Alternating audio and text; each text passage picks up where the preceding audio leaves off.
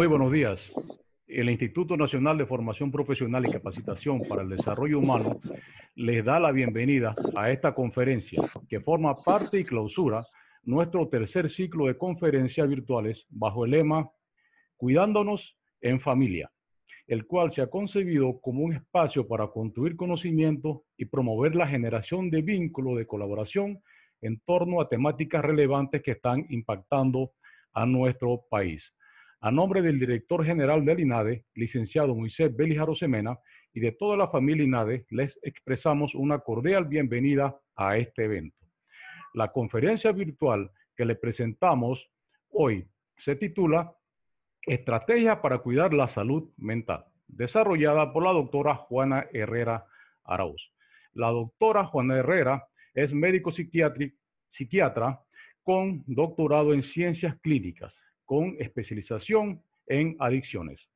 Es directora del Instituto Nacional de Salud Mental, miembro de la Junta Evaluadora de la Secretaría Nacional de Discapacidad, tutora clínica de médicos residentes de psiquiatría. Ha ocupado otros cargos como coordinadora de salud mental del Ministerio de Salud en el año 2007 y 2008, y también fue presidenta de la Asociación contra el Cáncer en 1995 al 1999, perdón. Antes de iniciar su presentación, debemos señalarle las siguientes indicaciones. Mientras se efectúe la conferencia, los micrófonos estarán silenciados. Solo estará abierto el de la expositora. Si desea formular alguna pregunta, abajo en el tablero inferior de Zoom hay un icono de chatear. Allí pueden escribir su pregunta y al final de la exposición será leída en el periodo de preguntas y respuestas. Como no hay tiempo para responder a todas las preguntas, seleccionaremos 3 de ellas, las cuales serán respondidas por el expositor y las demás interrogantes se les entregarán al expositor para que la responda y sean colocadas posteriormente en la página web. Hay otro icono importante, es el de reacciones. Pueden seleccionar aplausos al iniciar y finalizar la conferencia para recibir o felicitar al expositor por su participación, o elegir el pulgar arriba para denotar aceptación. Con estas breves indicaciones, recibamos con un fuerte aplauso a nuestra expositora, la doctora Juana Herrera Arauz, quien nos hablará de un tema pertinente y actual, como son las estrategias para cuidar la salud mental. Sea todos y todas bienvenidos. Doctora Juana, por favor, active su micrófono. Buenos días. Adelante. Buenos días. Buenos días. Muy buenos días a todos. Muchas gracias por la gentil invitación al licenciado Arosemena, director general, y un saludo especial a la profesora Mitsuka Fuentes de Perea, que estuvo desde el inicio invitándome y perseverando para que participara, porque sabe del tema que tenemos con el COVID ahora, pero muchas gracias y a todos ustedes por la oportunidad de compartir un tema tan importante como es el tema de la salud mental y cómo protegernos. Voy a hacer una presentación que se las voy a dejar para ustedes si gustan compartirla. Yo no tengo problema en que el compañero, el colaborador que la quiera, la pueda utilizar. ¿Pueden ver la presentación ya? Hola. Sí, sí se ve, licenciado. Ok. Entonces, estrategias para cuidar nuestra salud mental en tiempos del COVID-19. Es importante señalar que tenemos que tener claro qué es la salud mental.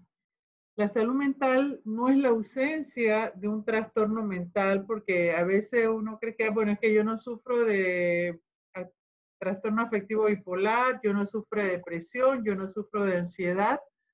Entonces, no es eso. La ausencia de enfermedad mental no implica que yo tenga una buena salud mental. Entonces, yo quiero dejar eso claro porque muchas veces hay un estigma con relación a cuando usted va a ver al psicólogo y peor aún cuando usted va a ver al psiquiatra.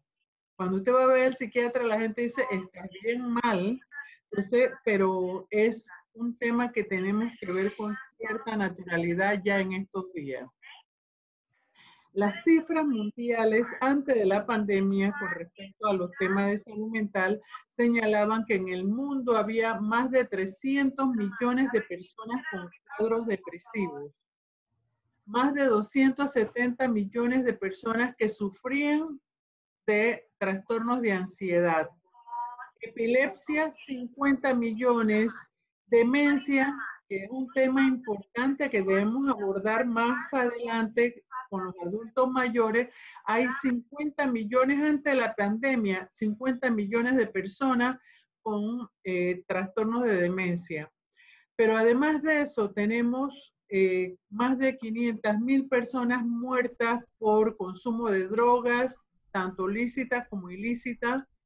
Y lo más importante que también queremos señalar es el casi 1 millón de personas que mueren por suicidio cada año, que son pérdidas de vida que no deberían ocurrir, pero que se están presentando.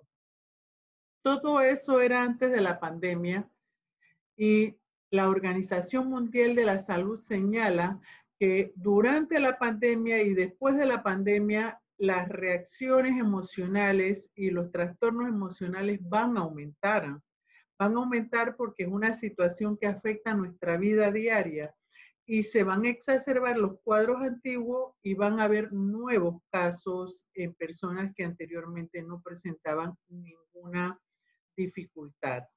Entonces, si ya la Organización Mundial de la Salud nos está manifestando esto, yo quería plantearle esto que se señala. Cada uno tiene maneras distintas de reaccionar frente a situaciones de estrés. Y la pandemia es un estrés inicial. Ha roto con nuestra rutina laboral, con nuestra rutina familiar, escolar, de amigos. Es decir, que se ha cambiado nuestra vida diaria. Entonces, eso genera estrés. Nada más pensemos cuando nos vamos a mudar de casa. Eso nos vamos a cambiar. Algunos se ponen contentos porque van para mejor, otros no se ponen tan contentos porque van a perder amigos del lugar donde vivían siempre, o cuando se cambia de escuela, o cuando el niño no va bien en la escuela y lo sacan y tiene que ir a otra escuela, genera estrés en ese niño. Entonces, las cosas nuevas, incluso cuando nos cambian de puesto de trabajo, también nos llenamos de estrés. Puede ser para mejor, vamos a tener más salario, pero entra un miedo, una intranquilidad para saber si voy a estar a la altura de reaccionar de lo que me están pidiendo. Entonces, el estrés que ha generado puede venir desde este punto. Comienzo a tener dolor de cabeza, comienzo a pensar un pensamiento reiterativo, ¿será que tengo el virus? Puede que me contagié ayer con mi compañero de trabajo. Comienza a haber un miedo y un pensamiento reiterativo de esto. Todos se contagian. ¿Y qué es la idea? Que es el que se contagia al principio, todo el que le daba coronavirus, la gente pensaba que se iba a morir. Es un pensamiento muy parecido que cuando a uno le dan el diagnóstico de que uno tiene cáncer o que el diagnóstico que salimos positivo en una prueba de Papá Nicolau o una mamografía o en una biopsia.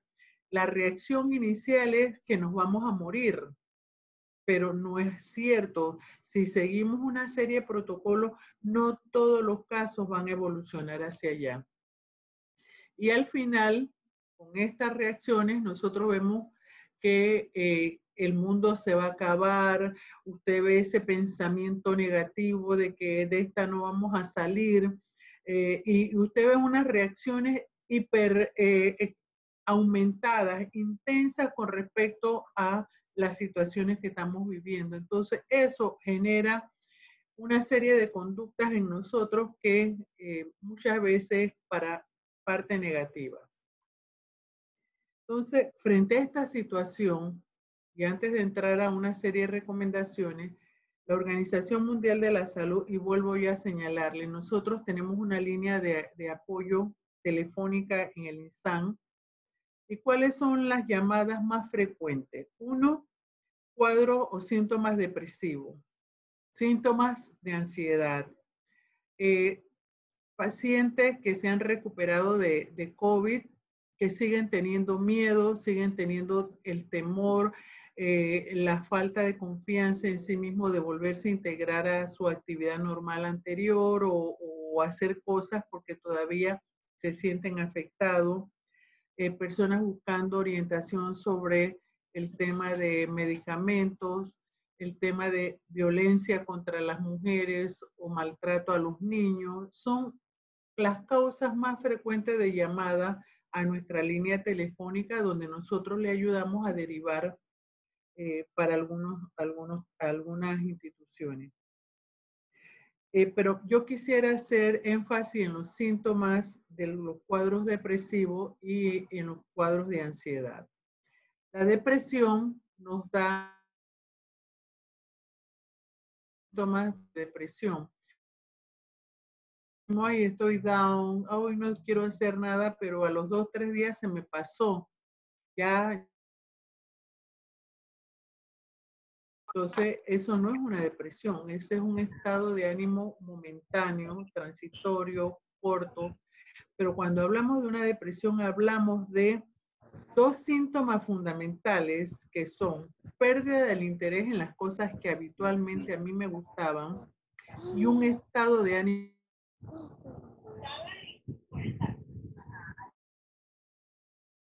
¿Me escucha, doctora? Creo que ha habido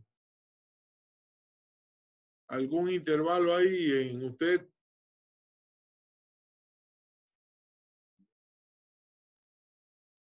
Dan cuenta que ellos son portadores de un trastorno depresivo. ¿Cómo se caracteriza? Como lo dije hace un momento, estado de ánimo triste y pérdida del estado de las cosas que a mí me gustaban. ¿Está prendido? Esos dos. Sí, Hola. Adelante. Sí, estos 2 síntomas son los síntomas cardinales, son los síntomas mayores, pero deben estar acompañados de por lo menos 5 de los siguientes síntomas que yo voy a mencionar.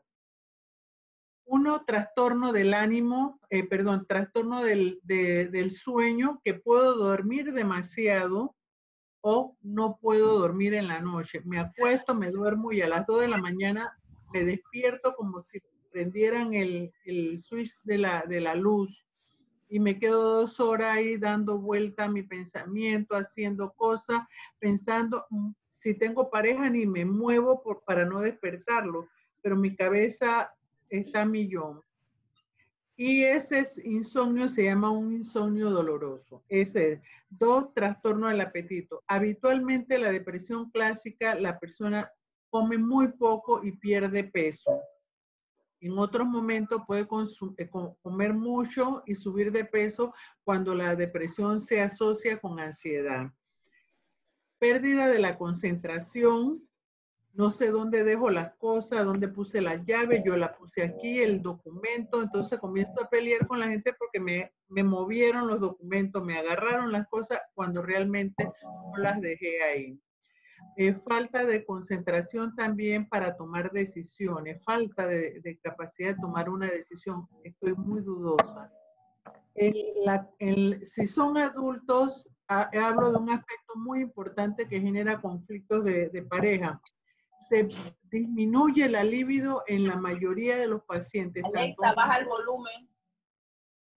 Y el otro aspecto importante que debemos tomar en cuenta es en el tema del pensamiento. Comienza a haber un pensamiento negativo de que no sirvo, nadie me quiere, todo me sale mal, mejor no estaría aquí. Cuando esta parte sigue avanzando, mejor no estaría aquí, no quiero molestar a nadie, quiero irme lejos, ojalá y pudiera irme para Marte, para la montaña, ya eso es un pensamiento que para nosotros es una urgencia que se debe evaluar.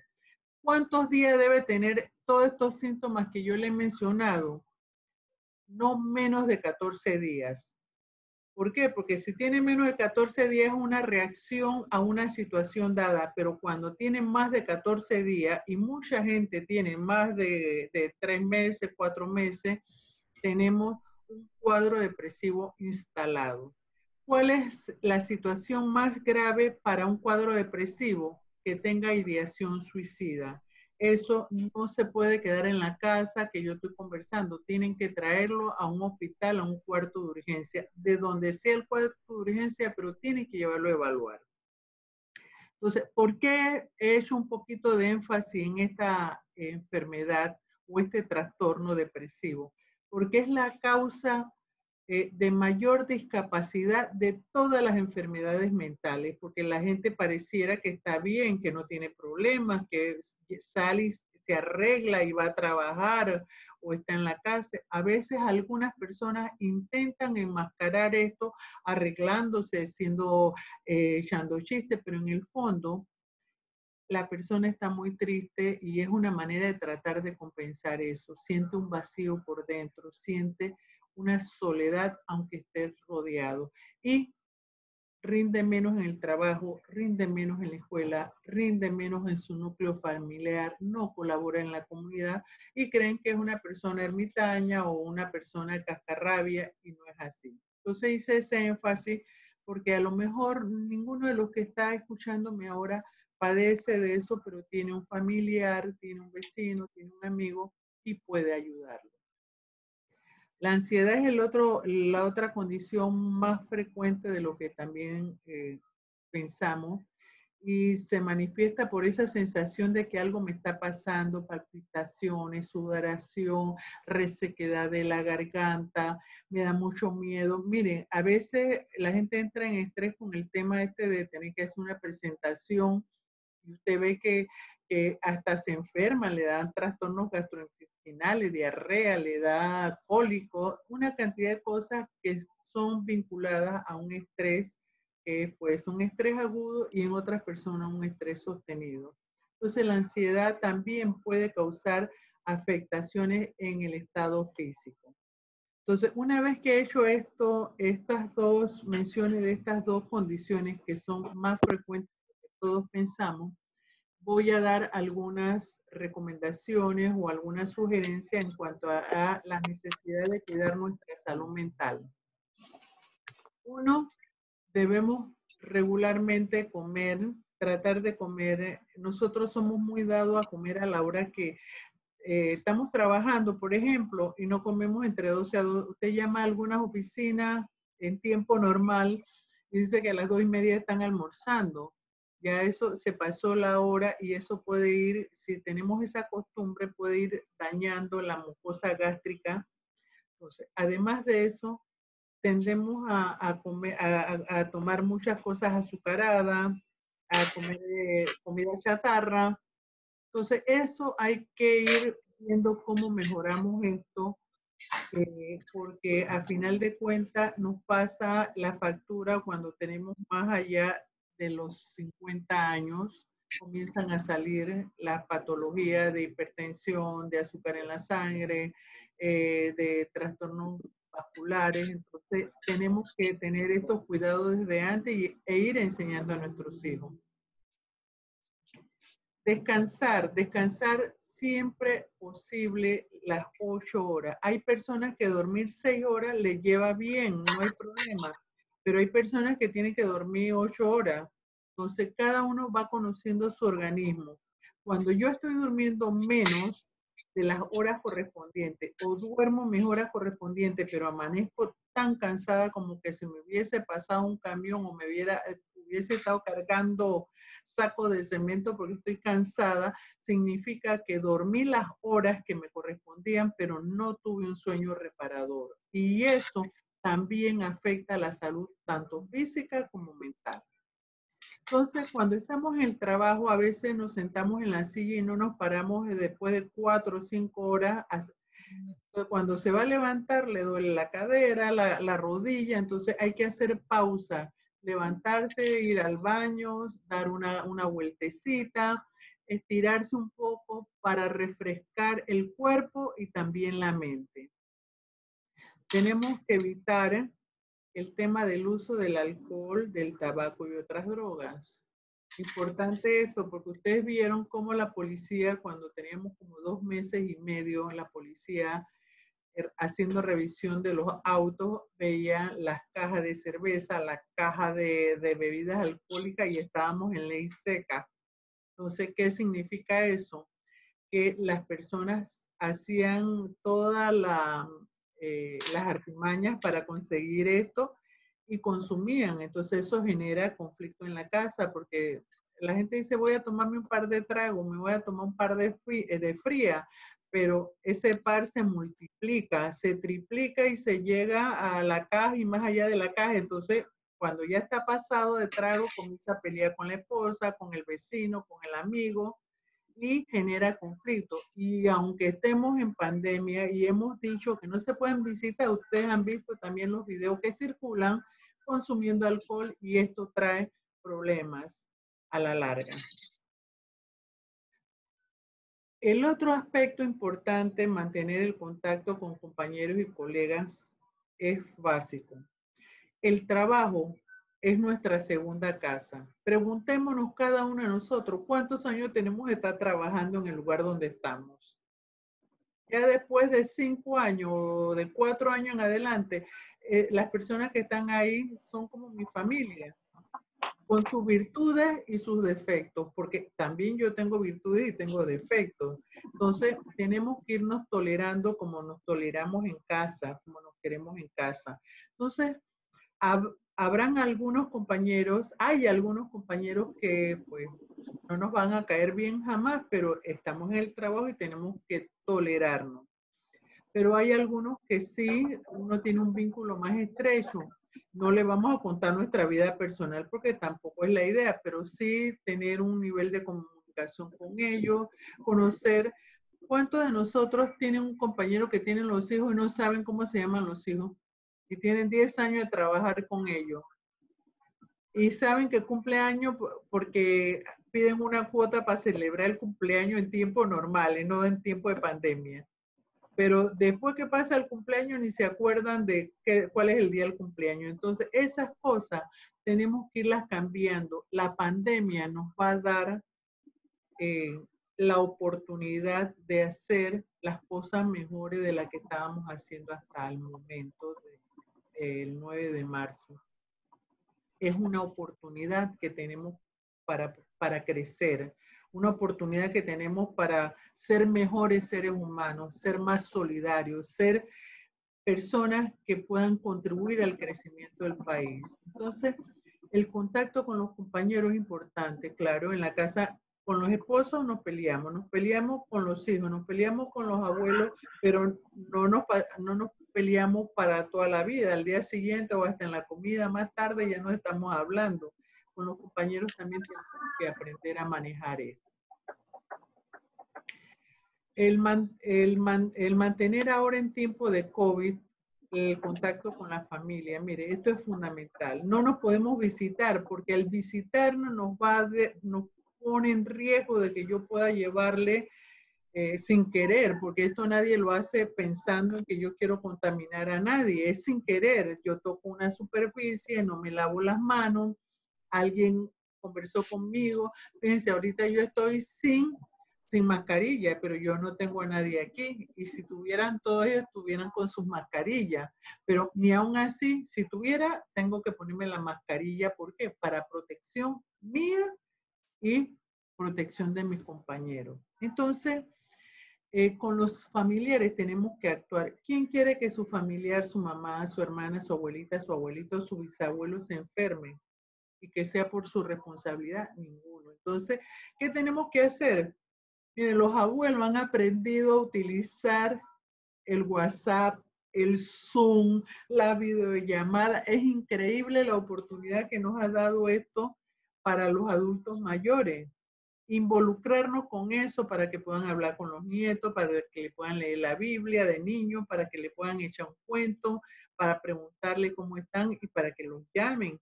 Hay que llamar a nuestros seres queridos. Con una videollamada nosotros nos mantenemos cerca. ¿Qué pasa? Que nosotros hablamos con el adulto mayor. ¿Cómo estás? Bien. ¿Qué estás haciendo? Cuídate, mami. Cuídate. Ah, sí, ya está bien. Chao. Entonces, si va a hacerlo de esa manera, no lo haga. Usted 3 minutos, 2 minutos. Hola, ¿cómo está? abuela, mamá, tía, prima, ¿cómo está? Manténgase en contacto, dígale lo mucho que le extraña, lo mucho que la quiere, qué está haciendo, que le eche su cuentito de qué es lo que están haciendo, porque esa es su familia. Cuando usted está en el hospital, y lo hemos vivido con los pacientes que dice, lo que más me duele estar en el hospital, que ningún familiar mío puede venir a verme, ni yo puedo tocarle la mano. Entonces, ahora que podemos hacerlo, o por lo menos que podemos comentarnos por las telellamadas o las videollamadas, hagámoslo ahora que estamos en tiempo. Hagámoslo protegiendo a nuestros familiares, protegiendo a nuestros hijos, a nuestros amigos. Es importante que ustedes transmitan este mensaje. Entonces, cada uno ya ahora mirando hacia nosotros, la autoobservación de emociones y sensaciones. Observe cómo están sus emociones y las reacciones a lo largo del tiempo. Si tiene agotamiento, fíjese, hay días que uno no se quiere levantar para ir a trabajar, no se quiere levantar porque el cuerpo no le da. Hay insomnio, si tiene falta de apetito, si se siente triste, si una tristeza prolongada, pensamientos que están como un radio ahí en la cabeza de que todo, ay, hoy me voy a contaminar, hoy me voy a contagiar, hoy no quiero ir para ese trabajo, hoy.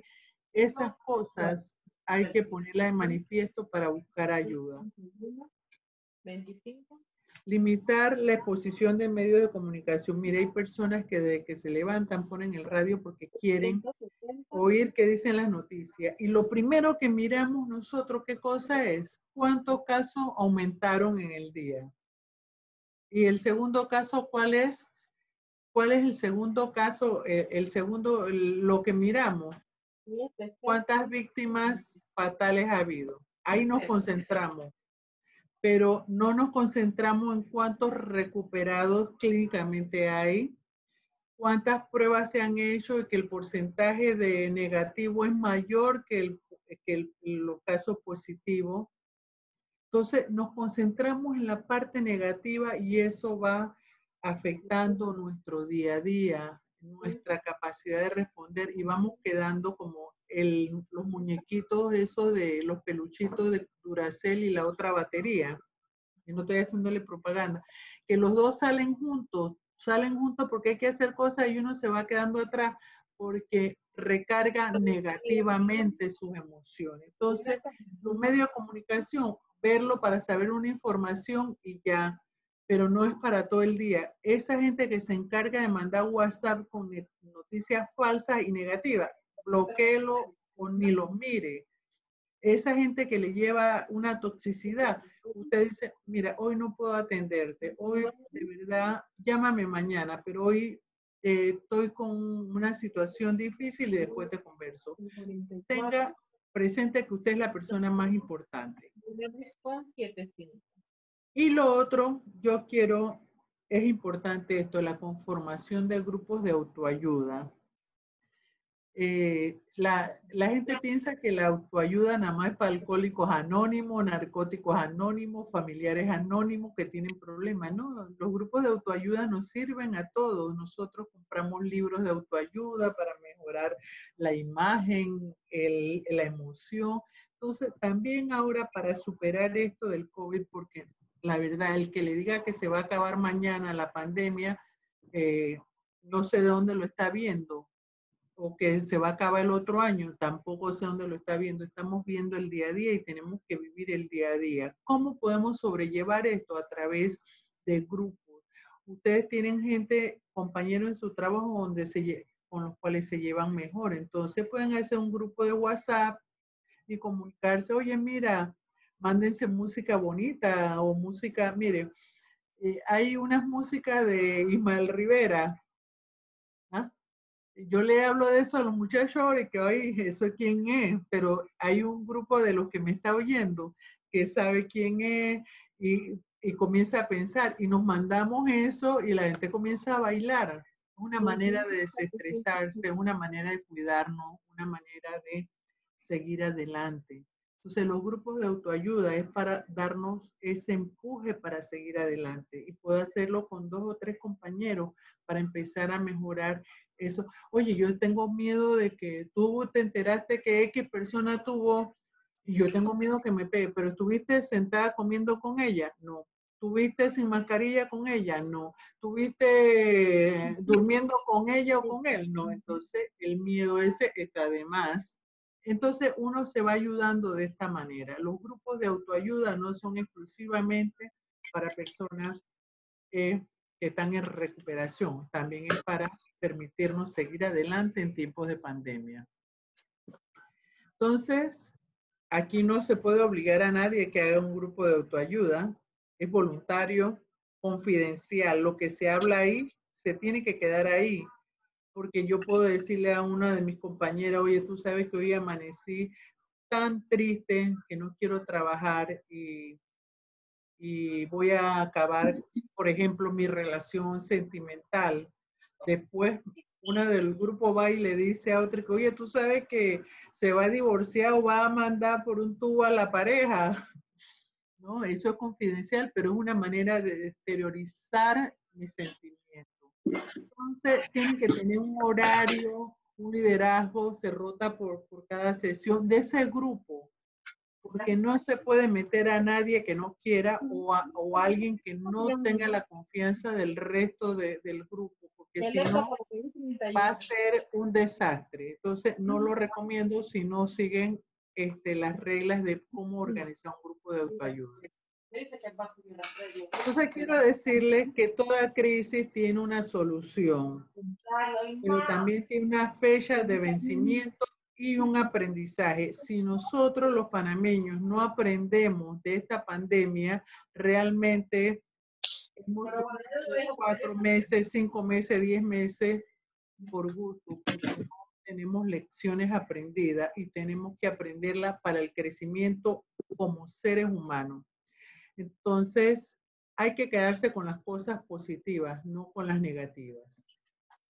Entonces, esto es importante, permitirse pedir ayuda. Mucha gente piensa que pedir ayuda es verse como una persona débil, como que está flaqueando, como que, bueno, se está desmoronando. Todos los psiquiatras tenemos un terapeuta o tenemos un confidente, porque hay que compartir para poder seguir adelante. Y ese terapeuta que tenemos, en algún momento, que no es la sesión que toca, oye, me siento así, me pasó esto y esto, ¿me puedes atender o podemos conversar hoy? Sí. Entonces, es pedir ayuda, no quedarse callado, porque en casos como el tema de la prevención del suicidio, el quedarse callado puede representar una situación muy difícil y muy dolorosa. Entonces, con esto, yo quiero terminar para empezar el periodo de intercambios. No, lo que yo he dicho es si todo tienen que aceptarlo, pueden haber opiniones diferentes y estamos aquí para eso. Gracias, doctora. Iniciamos con el periodo de preguntas y respuestas. Bueno, aquí ya tenemos una.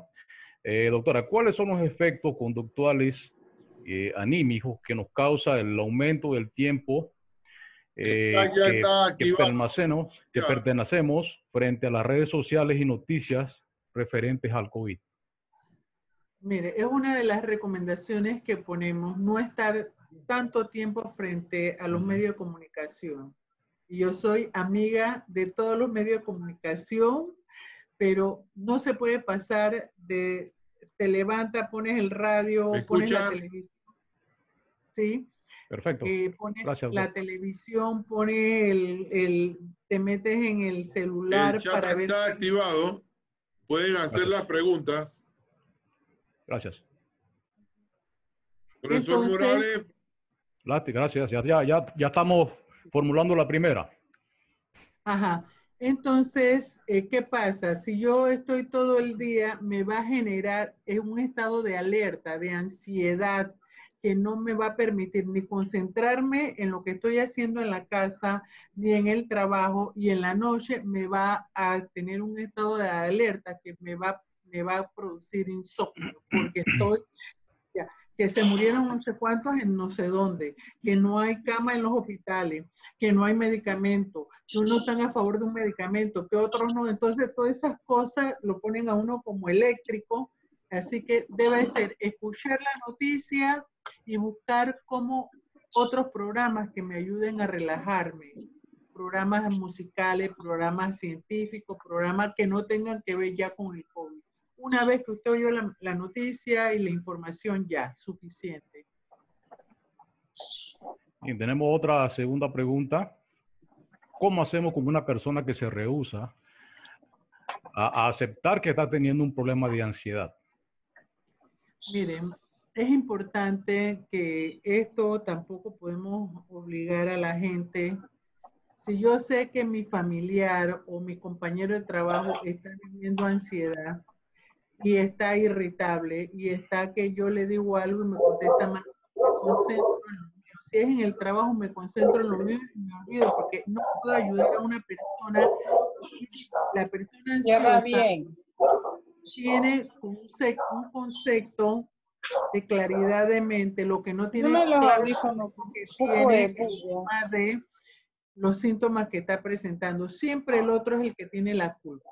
El otro es el que siempre tiene la culpa. Entonces yo miro hacia otro lado, me concentro en lo mío igual en la casa, hasta que la persona puede decir qué es lo que está pasando. Mira, está pasando esto, me estás gritando, me estás contestando mal, te veo que estás afectada, ¿qué estoy haciendo yo mal para generar estas reacciones en ti? Entonces es una manera de esto, porque si confrontamos, ahí no va a haber manera de llevar a nadie a buscar ayuda.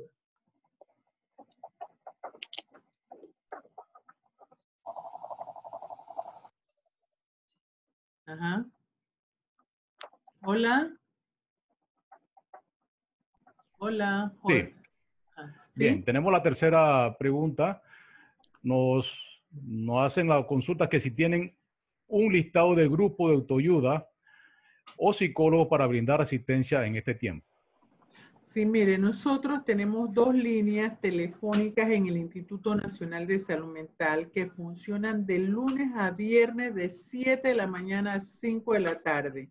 Lo atienden psiquiatras de vasta experiencia y en ocasiones están los psicólogos clínicos también. Pero tenemos 2 psiquiatras de años de experiencia dando respuesta. ¿Cuáles son las líneas? 523-6813, 523-6846. Ahí se puede llamar, se hacen orientaciones, intervenciones breves, con mucho gusto nuestros colegas que están asignados, y esas fueron 2 líneas que nos autorizó el despacho superior del Ministerio de Salud desde el mes de abril para acá, que pudiéramos para apoyar a la comunidad que no podía ir a los centros de salud, pero que requerían que alguien los escuchara. Para nosotros, que alguien los escuchara es una intervención breve en psicología. Así que, con mucho gusto. Pero, si hay alguien que siente que no debe seguir en este mundo, que debe estar en el tema de ayuda, que no quiere porque todo le sale mal, hay la central telefónica del INSAN, que es el 523-6800, que es para urgencias psiquiátricas. Gracias. ¿Podemos formular una cuarta, doctora? ¿Una cuarta pregunta? Sí, por supuesto. Gracias. Si hay una cuarta pregunta, con mucho gusto. Existen personas que todo lo ven de forma pesimista, negativo, trágico. ¿Esa persona requiere asistir al médico? ¿De qué manera le podemos ayudar? Por supuesto. Acuérdense que cuando yo dije que hay personas que ni siquiera se dan cuenta de que están deprimidos, la depresión, hay más de 300 millones en el mundo de personas que padecen de depresión y muchas de ellas ni siquiera tienen idea que están deprimidas. Entonces, el pesimismo es parte del cuadro depresivo. El cansancio, mire, la persona con depresión siente que le duelen los hombros, que no puede seguir, que le cuesta pensar. Tú le dices, oye, mira, yo en esto del COVID, que hemos estado trabajando más el personal sanitario, que hemos estado en riesgo, que veo la parte positiva. Nos ha permitido a muchos. Mire, usted sabe, pregúntele cuánta gente se metía en las redes sociales o en las plataformas. No era mucha porque teníamos miedo de que si tocábamos un botón borrábamos todo, pero nos ha dado oportunidad de desarrollar otras habilidades que teníamos ahí que no las habíamos. Pero en el tema de depresión, esa persona que ve todo negativo sí debe buscar ayuda porque tenemos que descartar que no vaya a tener una depresión crónica. Yo he tenido pacientes que cuando iba al consultorio, que ya no voy por el tema de COVID, me decía el esposo, doctora, mi esposa era de las que cantaba, cantalante, bailaba el tamborito y todas estas cosas. Después de que tuvimos el último hijo, ya se encerró, como que ya como parió ya, no. Cuando le evaluamos tenía una depresión de más de 30 años. Entonces había dejado de disfrutar cosas, no porque no quería, sino porque estaba deprimida y la gente dice, ay no, que después que parió ya cumplió y ya se quedó ahí, no. Entonces sí puede ser un cuadro depresivo de larga data. Gracias, doctora. Sí. Bueno, tenemos muchas preguntas interesantes. Sí. Bueno, a las 10:45 podemos hacer hasta ahí la última, pues. Bien, tengo una aquí muy interesante para nuestros compañeros que han sido dados positivos con el COVID. ¿Cómo podemos organizar un grupo de autoayuda aquí en INADE para los trabajadores que son positivos en COVID? Ok, interesante. Mire, ayer cuando estuvimos hablando con otro amigo periodista que apoya mucho el tema de salud mental, salió la idea de qué hay que hacer para aquellos que son sobrevivientes de COVID. Hay que hacer grupos de atención a estas personas. Y a los familiares de los fallecidos también tenemos que buscar espacios para atender a estas personas, porque no ha sido una honra fúnebre como nosotros en cada cultura nuestra estamos acostumbrados. Entonces hay un dolor permanente que si no lo trabajamos se puede convertir en un duelo patológico. Pero ¿cómo hacer ustedes?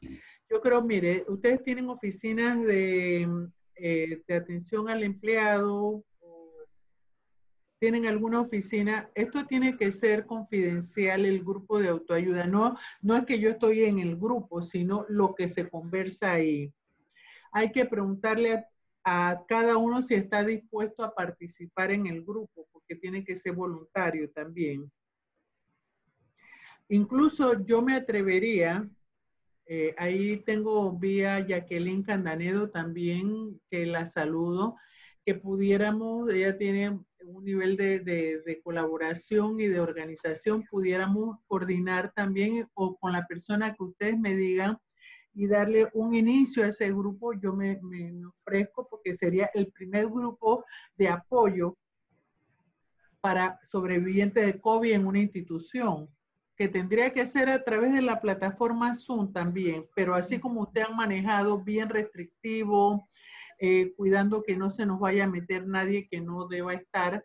Yo me ofrezco a hacer las primeras aproximaciones con mucho gusto y seremos, mire lo que surge aquí, el primer grupo de COVID, de grupos de autoayuda, de recuperados. Entonces, mire, salió algo, digo que nos da oportunidad a las crisis. Por algo nos reunimos. Sí, así es. Así que muchas gracias a quien ha sugerido eso y con mucho gusto nos ponemos de acuerdo con las personas que ustedes asignen y organizamos eso. Incluso yo puedo pedirle a alguno de mis compañeros a ver si le va dando el seguimiento y vamos adelante, porque no se puede estar yendo a los centros de salud con esa facilidad que se iba antes al seguro. Ustedes ven que el seguro está, nada más que tiene que ser una urgencia, pero a través de estas plataformas con mucho gusto. De verdad que, mire, estoy doblemente contenta de haber compartido con ustedes y que haya surgido el primer grupo de recuperados de COVID, grupos de autoayuda. Gracias, doctora, por su valiosa atención hacia nosotros los de INADE y su valioso tiempo en nombre del director general. Bien, le invitamos para que participen en las próximas conferencias virtuales de nuestro cuarto ciclo de webinars, cuyas temáticas estaremos anunciando próximamente por nuestras redes sociales y la página web. De igual manera, les reiteramos que estas actividades de capacitación son totalmente gratuitas y abiertas a todo público. Que pasen todos excelente día. Gracias por su participación.